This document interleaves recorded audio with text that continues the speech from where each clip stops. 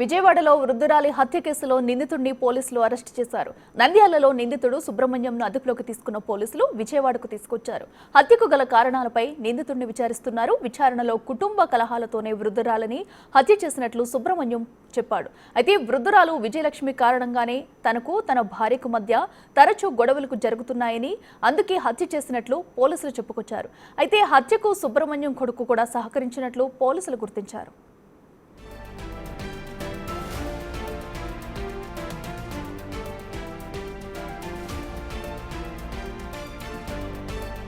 ఇదే అంశానికి సంబంధించి మరింత సమాచారం మా ప్రతినిధి శివ అందిస్తారు.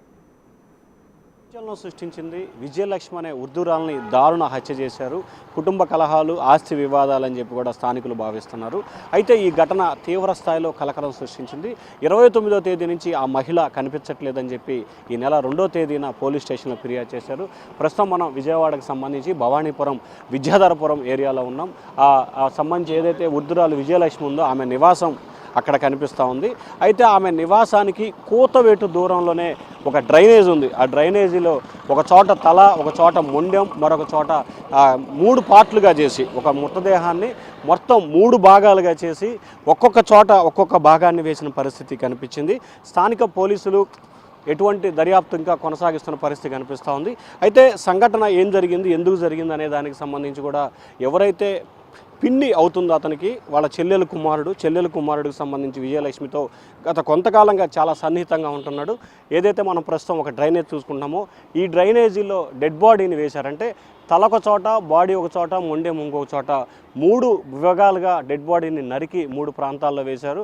భార్యాభర్తల మధ్య విభేదాలకి ఆమె కారణం. అలాగే బంగారం, ఆస్తికి సంబంధించి వివాదాలు ఉన్నాయని మరొక ఆరోపణ నేపథ్యంలోనే ఈ హత్య జరిగినట్లు పోలీసులు భావిస్తున్నారు. కొంతమంది మహిళలు కూడా ఉన్నారు.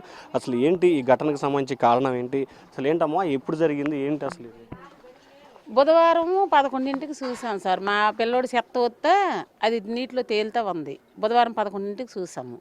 పోలీసులకు ఫోన్ చేసాం. సీఏ గారు, ఎస్సీ గారు వచ్చారు. అంటాం సీఏ గారు వచ్చి మధ్యాహ్నం 3ంటికల్లా తీసుకెళ్లారు. ఎక్కడి నుంచి ఇది నడుము.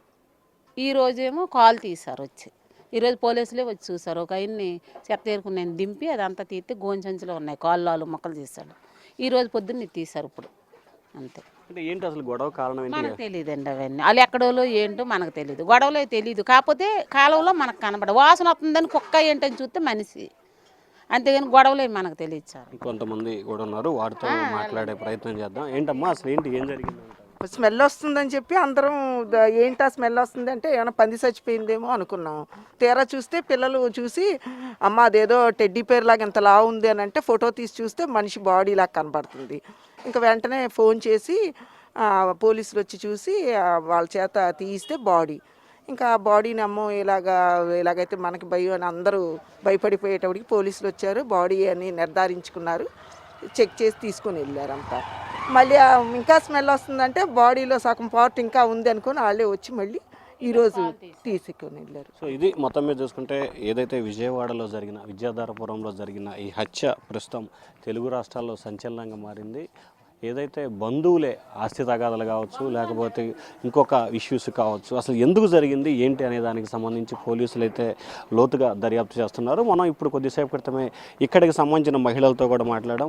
స్మెల్ వస్తుండటంతో 3 రోజుల క్రితం ఇక్కడున్న మహిళలకి స్మెల్ రావడంతో ఎందుకు స్మెల్ వస్తుంది ఏంటి అనే దానికి సంబంధించి స్థానిక పోలీసులకి ఫిర్యాదు చేస్తే మొండెం నుంచి అంటే మెడ దగ్గర నుంచి కింద కాళ్ళ వరకు గుర్తించారు. ఆ రోజు గోనె సంచిలో ఉంది. ఆ రోజు బుధవారం పోలీసులు స్వాధీనం చేసుకున్నారు. మళ్ళీ నిన్న అర్ధరాత్రి నుంచి ఉదయం వరకు కూడా స్మెల్ వస్తుంటే మళ్ళీ పోలీసులకి సమాచారం ఇవ్వడంతో కాల్ దొరికినట్లు కూడా చూశారంటే ఒక మహిళ మృతదేహాన్ని ఒక చోట తల, ఒక చోట మొండెం, మరొక చోట కాళ్ళని ముక్కలుగా చేసిన సంఘటన ప్రస్తుతం సంచలనంగా మారింది. అయితే ఈ కేసుకు సంబంధించి కూడా పోలీసులు విచారణ చేపడుతున్నట్టు తెలుస్తూ ఉంది. నిందితుడికి సంబంధించి గాలింపు చర్యలు అయితే కొనసాగుతున్నాయి. ఎందుకంటే దేశ చరిత్రలోనే ఒక అరుదైన సంఘటన ఆంధ్రప్రదేశ్లో జరిగిందని చెప్పుకోవచ్చు. ఒక మహిళ మృతదేహాన్ని 3 ముక్కలు చేసిన సంఘటన సంచలనం సృష్టించింది. ఎప్పుడో మనం కొన్ని కొన్ని రోజుల క్రితం అయితే సినిమాల్లో చూసిన సంఘటన యాదృచ్ఛికంగా కూడా ఆంధ్రప్రదేశ్ అమరావతి ప్రాంతంలో జరిగిందని చెప్పుకోవచ్చు. ఎందుకంటే కొన్ని డబ్ మూవీలు చూసుకుంటే కనుక తెలుగు సినిమాల కంటే కూడా తమిళం, మలయాళం సినిమాలకు సంబంధించి కూడా డబ్ మూవీలకు సంబంధించి కూడా మృతదేహాన్ని ముక్కలు చేయటం, సంచుల్లో పడేసి డస్ట్బిన్ ప్రాంతాల్లో వేయటం, చెత్తా చెదరం వేసిన సంఘటన జరిగినాయి. సో అచ్చం సినిమాలో జరిగిన సన్నివేశాన్ని తలపించే రీతిలో అమరావతి విజయవాడలో ఈ సంఘటన చోటు చేసుకుంది. పోలీసులు అయితే కేసు నమోదు చేసి దర్యాప్తు చేస్తా ఉన్నారు. Video Srinivasa Siva, Big TV, Amaravati.